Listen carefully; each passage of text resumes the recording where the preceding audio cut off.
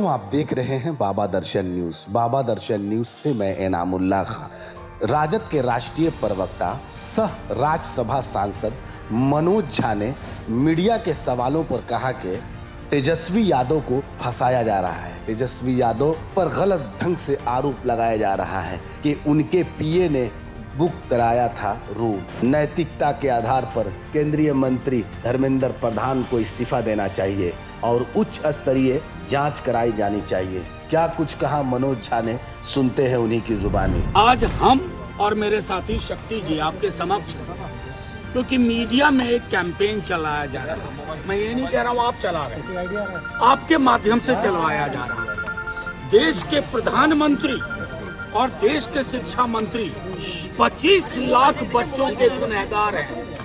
25 लाख बच्चे जो नीट की धोखाधड़ी से प्रभावित हुए हैं, वो गुनहगार हैं। धर्मेंद्र प्रधान क्लीन चिट देते हैं और बाद में नाटक करते हैं जहां कुछ विसंगतियां हैं। गुजरात में क्या हुआ, हरियाणा में एक बीजेपी के मंत्री के स्कूल में उस केंद्र से 6 बच्चे टॉपर की लिस्ट में। तो पूरे देश में नीट को लेके हाहाकार मचा हुआ है और नीट के उस हाहाकार को, जिसमें केंद्रीय शिक्षा मंत्री का इस्तीफा होना चाहिए, एनटीए को खत्म करना चाहिए, उसकी जगह पे क्या चर्चा चल रही है बिहार में कि गेस्ट हाउस बुकिंग किसने करवाई। नीट 25 लाख बच्चे, उनका अंधकारमय भविष्य चिंता का विषय नहीं है। चिंता का विषय है गेस्ट हाउस, एक झूठी कहानी के आधार पर। अब मैं आपके समक्ष कुछ बातें रखता हूँ। आप सब ये तस्वीर देख रहे हैं, ये तस्वीर ऊपर कर। इसमें जो शख्स दिख रहा है, इसमें जो शख्स दिख रहा है, उसका नाम अमित आनंद है। कबूलनामा है, कन्फेशन ऑफ गिल्ट है। दूसरा व्यक्ति नीतीश कुमार है, जिसका कन्फेशन ऑफ गिल्ट है। और ये तमाम चीज होने के बावजूद गेस्ट हाउस की एक कहानी बनाई जा रही है। मैं आप लोगों को कहना चाहता हूं, आप सबने सुना होगा कि मंत्री कोषांग, कौन से मंत्री का कोषांग रे भाई, पत्र संख्या 440, कहाँ है वो पत्र भैया? हमारे रिकॉर्ड में तो नहीं है। ये पत्र पैदा कौन कर रहा है?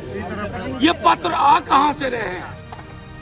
सिर्फ इसलिए कि नीट में जो बड़े बड़े लोग हैं, किंगपिन हैं, एक जिले के लोग हैं, पूरे देश में वो नेटवर्क है।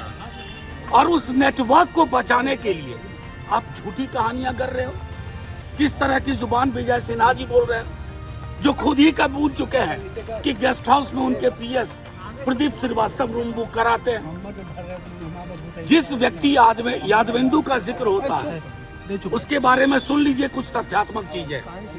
2020-21 में 28 जून को जल संसाधन विभाग संजय झा मंत्री जी से तारकिशोर प्रसाद नगर विकास में इनका पदस्थापन होता है, वहां सेवा देते हैं। और 30 जून 22 को उनको दानापुर और पटना पश्चिम का प्रभार सौंपा गया। मंत्री कौन थे? तारकिशोर प्रसाद जी। मैं ये कहना चाह रहा हूं कि ये पूरी कहानी जो चलाई गई, जिसमें एक सरकारी मुलाजिम को बदनाम करने की साजिश की गई। क्यों? कि बड़े चेहरों को बचाना है, जो नीट में अपराधी हैं, जिन्होंने ये षड्यंत्र रचा है, उनको बचाना है। धर्मेंद्र, मैं तो आपसे कहना चाहता हूँ, आप सब समझदार लोग हैं। अगर इतना बड़ा घपला हुआ जो विजय सिन्हा जी कह रहे हैं, तो धर्मेंद्र प्रधान को इस्तीफा दे देना चाहिए। वो तो कह रहे थे कि कुछ हुआ ही नहीं। ये तो सीधे तौर पर धर्मेंद्र प्रधान जी ही क्यों, मैंने प्रधानमंत्री जी की जुबान से एक शब्द नहीं सुना। एग्जाम वॉरियर किताब लिखते हैं, एक्चुअली उनकी पूरी सरकार स्कैम की सरकार है। वो लीकेज वॉरियर है, कहाँ लीक हो, कहाँ लीकेज हो, उसमें है। तो लब्बो लुबाब ये है कि आपके समक्ष, आप मीडिया के साथी भी ये ध्यान रखो, ये 25 लाख बच्चों के भविष्य का सवाल है। इसको एक गेस्ट हाउस की झूठी कहानी में मत उलझाइए। क्योंकि 25 लाख बच्चों की आह लगेगी सबको, 25 लाख युवाओं के सपनों की आह सबको लगेगी। वो सिर्फ शिक्षा मंत्री को आह नहीं लगेगी, वो तमाम लोग जो इस गुनाह में शरीक हैं, पर्दादारी कर रहे हैं, बड़े बड़े नाम। अभी एक अखबार है दैनिक भास्कर, उसने लिखा कि अप्रैल के महीने में कह दिया था किसी ने कि लीक हुआ। एनटीए से ईओयू अपनी बिहार वाली कुछ सवाल पूछ रही है, एनटीए किस दबाव में उनका जवाब नहीं दे रही है। तो कुल मिलाकर के मैं आप सबसे कहना चाहता हूं, अपनी भूमिका का निर्वहन करिए और 25 लाख बच्चों के भविष्य को गेस्ट हाउस की झूठी कहानी में मैं टिप्पणी नहीं करना चाहता कि फलाने मंत्री ने क्या कहा, चिलाने मंत्री ने क्या कहा, क्योंकि हम ये समझ चुके हैं यहाँ बिहार में सरकार नाम की कोई चीज नहीं है। हर कोई अपने अपने एजेंडे पर अपने आकाओं को बचाने में लगा हुआ है। आपके सवाल हो पूछिए। उप मुख्यमंत्री जो आरोप लगा रहे हैं उस पर, अगर आप इस वीडियो को फेसबुक पर देख रहे हैं तो फेसबुक पेज को लाइक कीजिए और वीडियो को शेयर कीजिए।